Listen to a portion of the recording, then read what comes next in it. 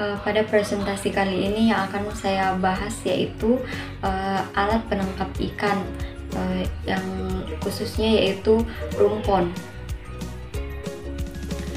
Nah, rumpon ini merupakan alat atau benda yang dihanyutkan atau dibuat mengapung di permukaan air laut yang fungsinya untuk menarik perhatian ikan sehingga ikan-ikan berkumpul di bawah sekitaran rumpon tersebut. Rumpon ini merupakan alat tangkap ikan yang telah digunakan sejak ribuan tahun yang lalu. Nah, adapun struktur dari rumpon ini ada yang bersifat permanen, semi permanen atau sementara. Bahan utama sendiri yang digunakan untuk membuat rumpon itu biasanya yaitu kayu apung atau pohon.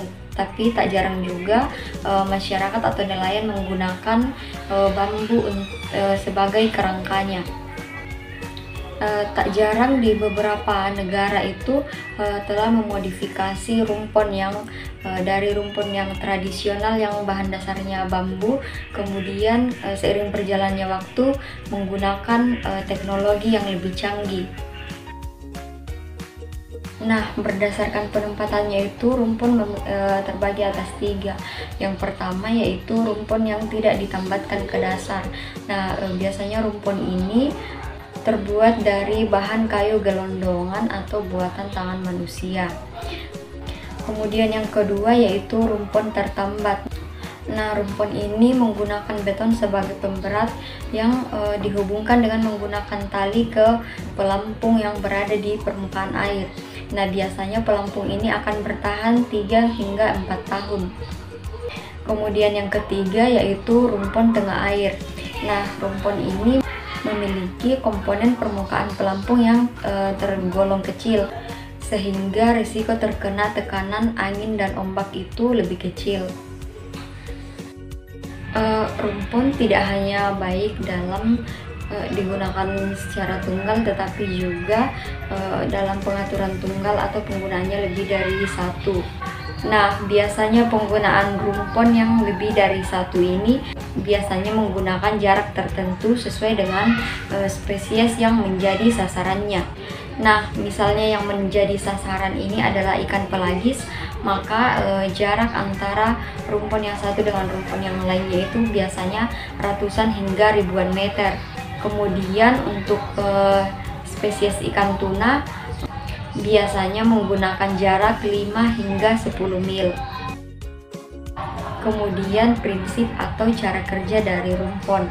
Nah, rumpon ini tidak hanya berlaku untuk satu jenis atau spesies ikan, tetapi berlaku untuk semua jenis benda atau hewan yang berada di sekitarnya. Karena pada dasarnya ikan lebih tertarik pada sesuatu atau benda yang mengambang di permukaan air laut. Kebanyakan ikan menjadikan rumpon sebagai suatu tempat yang aman, sebagai tempat berlindung. Kemudian yang menarik perhatian ikan juga karena biasanya rumpon yang telah lama hanyut di dalam air itu akan ditumbuhi oleh rumput laut atau sejenisnya, sehingga ada beberapa jenis ikan yang menyukai, yang menjadikan rumput laut sebagai makanannya sehingga lebih tertarik untuk berada di sekitaran rumpon tersebut. Ini ada rumpon yang permanen dan ada rumpon yang tidak permanen. Rumpon yang permanen ini biasanya letaknya berada di perairan yang sulit dijangkau. Kemudian waktu dikeluarkannya itu setelah mencapai jangka waktu 2 hingga 3 tahun. Kemudian untuk rumpon yang tidak permanen akan diangkat pada musim-musim tertentu. Sedangkan untuk rumpon yang tidak permanen biasanya akan dikeluarkan pada musim-musim tertentu. Ada 2 kategori utama rumpon. Yang pertama yaitu artisanal yang biasanya digunakan oleh nelayan subsisten.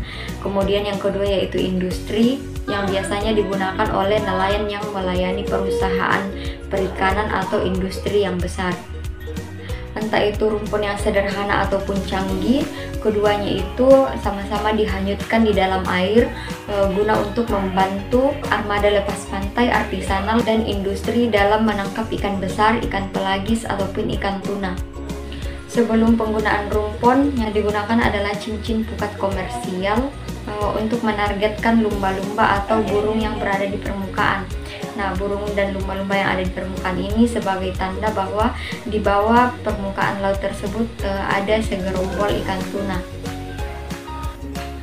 Untuk rumpon industri yang menargetkan segerombolan ikan tuna biasanya menggunakan suara elektronik untuk menemukan segerombolan ikan tuna, atau biasanya juga menggunakan sonar untuk menunjukkan jumlah ikan yang ada di bawahnya. Kemudian yang menjadi kelebihan dari artisanal dan industri ini, yang pertama yaitu untuk artisanal, kelebihannya yaitu ketahanan pangan, efisiensi kapal, pengelolaan sumber daya pesisir, adaptasi perubahan iklim, pariwisata, dan keamanan laut. Kemudian untuk industri sendiri kelebihannya yaitu ketahanan pangan, kemudian efisiensi pembangunan dalam negeri, distribusi usaha, dan izin pendapatan. Selain memiliki kelebihan, artisanal dan industri ini juga memiliki kekurangan. Nah, yang menjadi kekurangan dari artisanal ini yaitu umur pendek, konflik pengguna, dan keterbatasan anggaran. Kemudian untuk industri sendiri kekurangannya yaitu peningkatan tangkapan tuna mata besar meski tidak tepat sasaran, kemudian penangkapan ikan tuna yang berukuran kecil, dan kebanyakan hasil tangkapan sampingan yaitu hiu sutra dan penyu. Berikut adalah dampak penggunaan rumpon. Yang pertama yaitu penyebaran rumpon mempengaruhi praktik pemanenan. Kemudian penggunaan rumpon oleh kapal pursesein mengalami penurunan. Kemudian yang ketiga, kritik dan dampak terhadap stok tuna dan potensi ancamannya terhadap keanekaragaman meningkat. Dan yang terakhir yaitu teknologi atau desain rumpon mempengaruhi peningkatan efisiensi penangkapan, utamanya tuna, cakalang, dan tuna sirip kuning. Penangkapan ikan menggunakan rumpon menunjukkan kerentanan penangkapan ikan yang bervariasi sesuai dengan umur dan ukuran spesies. Namun, adapun sisi positif dari rumpon ini yaitu dapat menangkap tuna di area yang tidak produktif. Akan tetapi, tetap saja penggunaan rumpon perlu terus dipantau dan dikelola.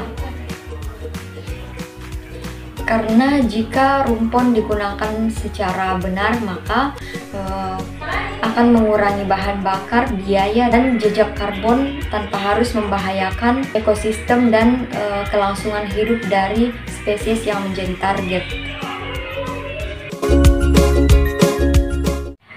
Mungkin cukup sekian penjelasan terkait dengan materi alat penangkap ikan dari saya. Kurang dan lebihnya mohon dimaafkan. Assalamualaikum warahmatullahi wabarakatuh.